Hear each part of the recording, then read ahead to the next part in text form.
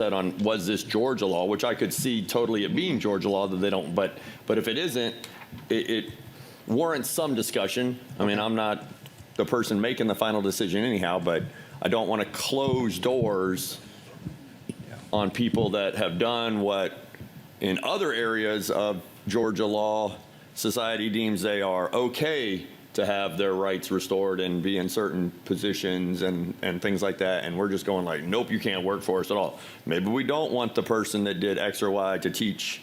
We don't want the person that embezzled a bunch of money to be in finances. But there are definitely places where individuals that have done their time to society could work for us. We're adding that now, right?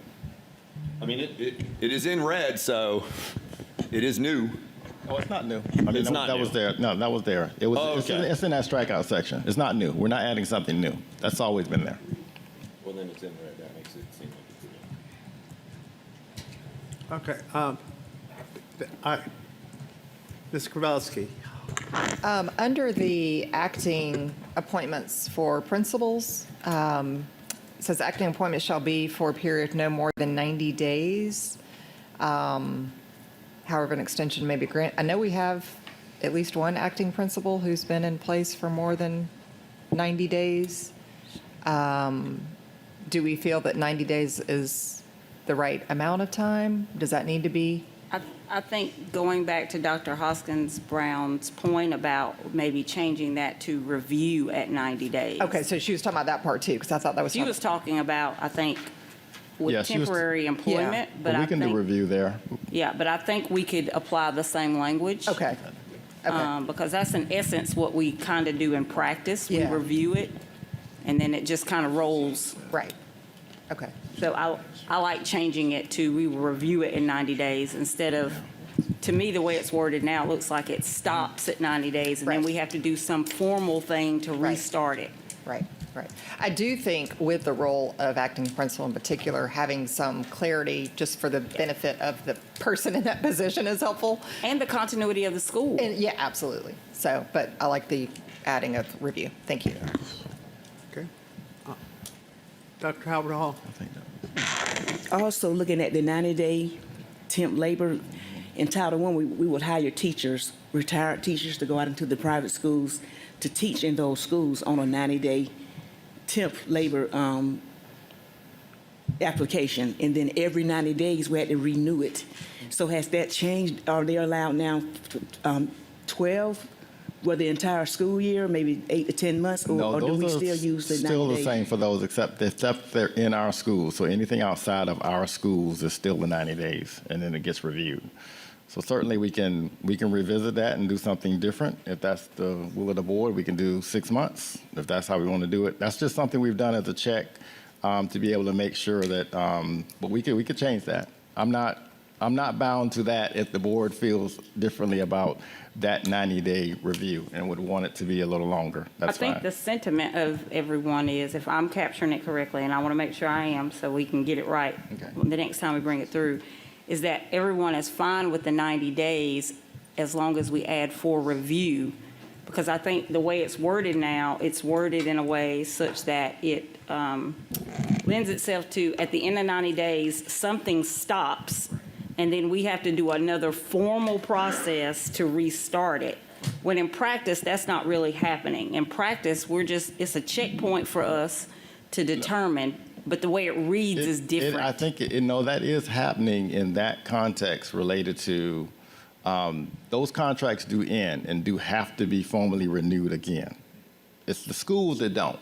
But for those 90 days, that's what's happening. That is having them to have to do that again. So I think we just probably need to change it to twice a year. In review. Or in review. Well, it's hard to do a review because we receive something that has a specific date. If we don't get something that says the date changes, we need something. So I think it's just better probably to change it to 6 months, and then that way once a semester, and then that way we're not doing it every 90 days. I think that might be the answer. That makes sense. Okay.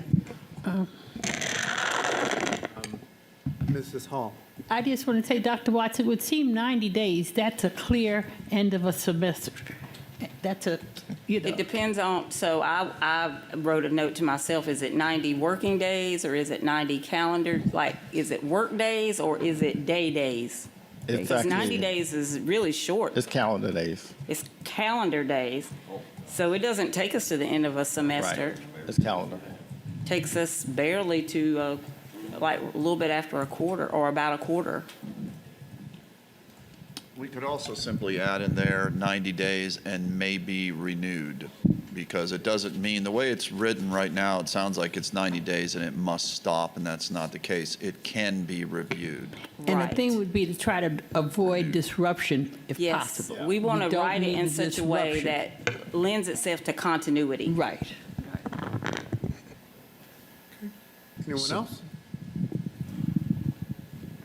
Continue. Excellent. Thank you. So continue work on that one. Again, we'll bring it back for a second review in December for official adoption by the board. The final policy review for the board today is item 6.07, GAMB, possession of weapons by employees. This is a mid-period review, very simple addition in this language to the policy, which again, because it is a policy, will come back for a second read adoption in December. We've added references to Georgia Code 35-1-20, which is specific to I don't think we have that one, Kurt, in the packet. I know what you're talking about, but it's not in the packet. no, okay. GAMB was something that, that's correct. We issued this electronically to the Oh, board got it. on Monday for inclusion with this agenda because it has a certain timeliness to it. Yeah. And the timely, For instructional purposes. so And you shall be okay. you shall use the phone. However, this, it's one line that has been added into the language, and it is specific to existing code 35-1-20, and there is the uniqueness of the fact that we have a police agency department within our public school system, and this line clearly states the allowance for an officer to retain their weapon and badge upon retirement from the school district that was not previously included in this policy language. And that is the only singular change to this particular area of policy.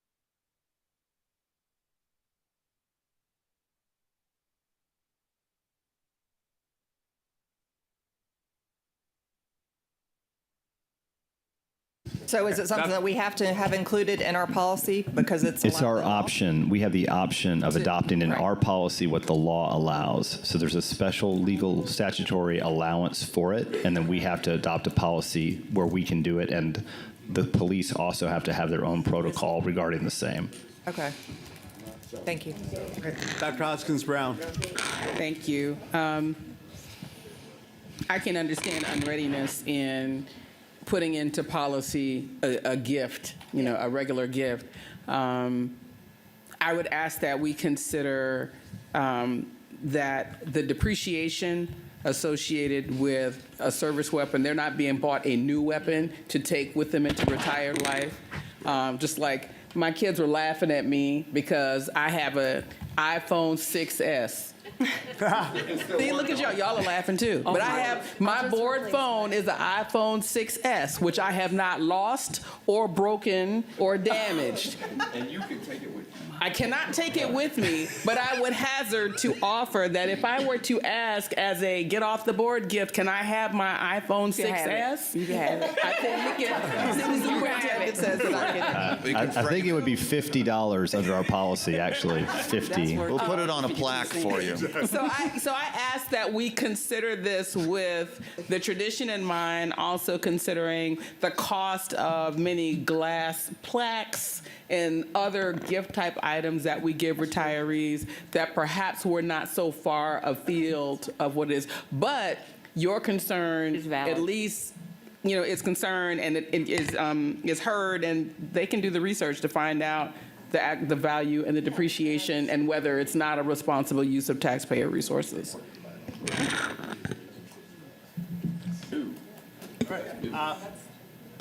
Ms. Campbell? Probably no surprise, but I support this. I think I think that this is a great thing for our police officers. I think that we're talking a Glock, I'm sure, right? And it's depreciated. They've carried it the entire time that That's they've correct. been. And they have been in the service, in service and protection of our students and the community at large for some time now, and may not have a weapon at home that's as functional or that's as taken care of or at all. That's correct. And they've trained with this weapon their entire career, and they know the weapon well. And so typically when we bring a new officer home, we give them a new weapon. And so if they reach retirement, we think they deserve that. And that's the custom throughout the nation, actually. Yeah, I support that. I think that's amazing. And I so it is a new weapon, or it's the one that they had? The one that they carried during service. Oh, so the depreciation, as Dr. Hoskins Brown said, is, it depreciates like a car, when you drive it off of a lot. So, yeah, I'm for that. I like this idea. I didn't know it was a thing, but that's amazing. Thank you. Okay. I just want to be, I'm not opposed to it. I just am sensitive to It the makes sense. perception that we're doing something for one group of, David Bringman. Anyways. We could go Oprah and everybody when you retire gets a gun. No, that is, I definitely would be opposed to that. All right. Let's move on.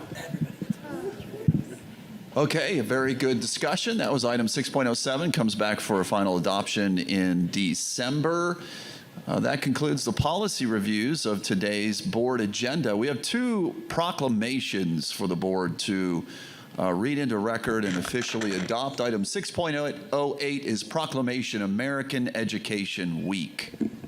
Okay. American Education Week proclamation.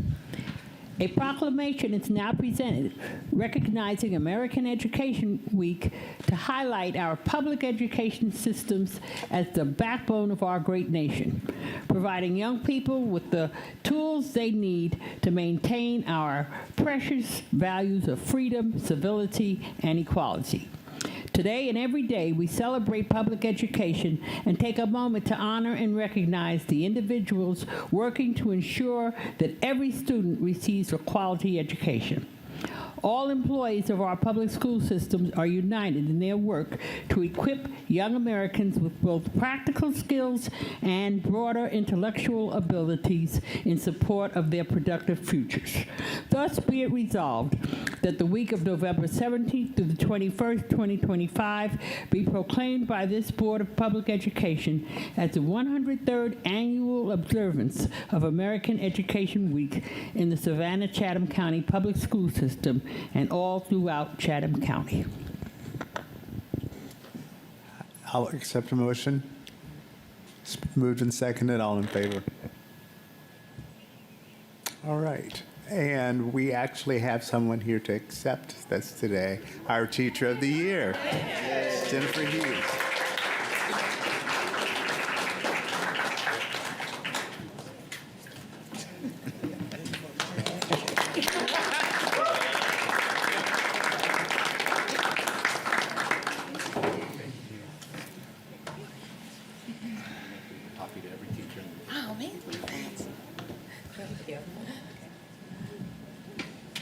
Thank you very much. Some eyebrows. I'm trying to figure out what's going on with that. All right.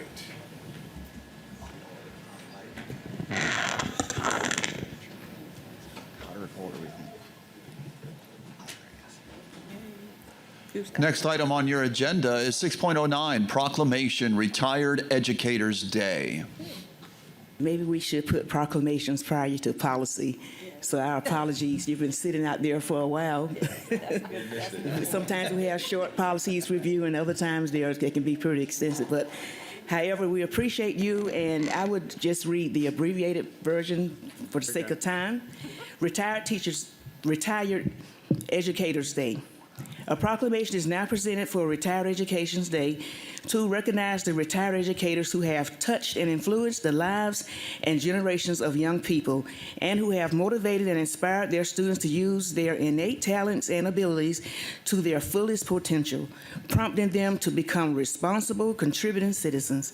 Retired educators possess valuable knowledge and use their vast experience and skill to enrich the education process in varied settings, often continuing as a major source of insight and direction in education for our state and nation. Thus be it resolved by the Board of Public Education that the day of November 5th, 2025, as declared by Governor of the state of Georgia, be recognized as Retired Educators Day in Savannah-Chatham County Public School System, and that every citizen join us throughout the entire month of November to recognize the lasting contributions of retired educators. Mr. Roger Moss, Board President, Dr. Denise Watts, Superintendent, and I'd just like to personally say thank you, retired educators, for touching the future of so many children throughout this generation. Thank you. I'll accept the motion to accept. So moved. Moved and seconded. All in favor? And we have representing retired educators, Ms. Brenda Roberts. And others.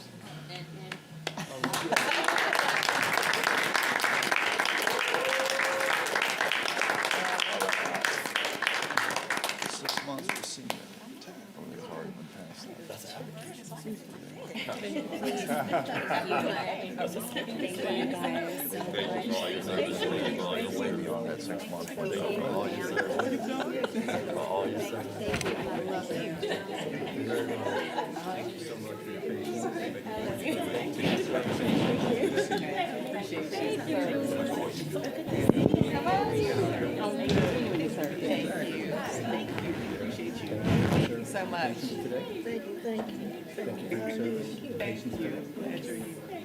Thank you so much. Thank you so much.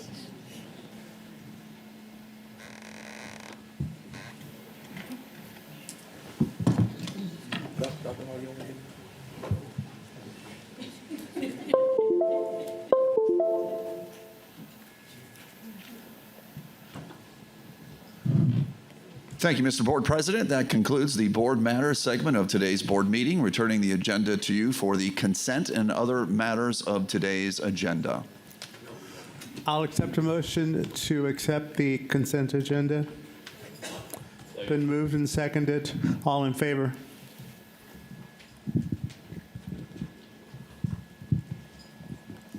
Oh, yeah, thank you. All right.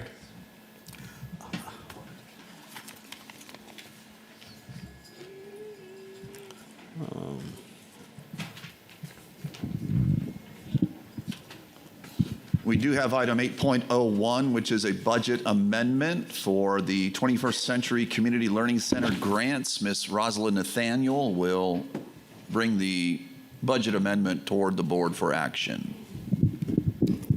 Good afternoon.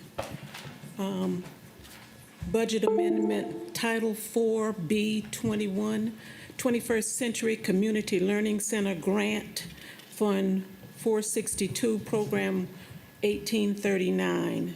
The Georgia Department of Education has allotted Savannah-Chatham County Public Schools federal Title 4B 21st Century Community Learning Center funds for fiscal year 2026. Since the original allocation of $2,362,767, the Godot has allocated an additional $997,233, bringing the fiscal 26 total to $3,360,000 as detailed by location in the chart provided. Accordingly, the Chief Financial Officer requests board approval to increase the fiscal 2026 Title 4B 21st Century Grant revenue and expenditure budget by $997,233 to align the budget to the grant allocated. Thus be it resolved upon the recommendation of the superintendent that the board approve the budget amendment shown above to the amount of $997,233 to align with the Title 4B 21st Century Community Learning Center budget with the grant allocation as approved by the Georgia Department of Education.